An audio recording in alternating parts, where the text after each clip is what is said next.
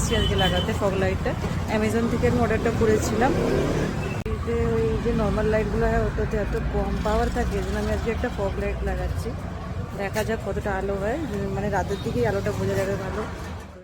আগে ফিট করে বসিয়ে নিচ্ছে, তারপর গিয়ে কানেকশানটা করবে। অনেক দিন ধরেই ভালো একটা ফগ লাইট খুঁজছিলাম, ফাইনালি পেয়ে গেছি এখন।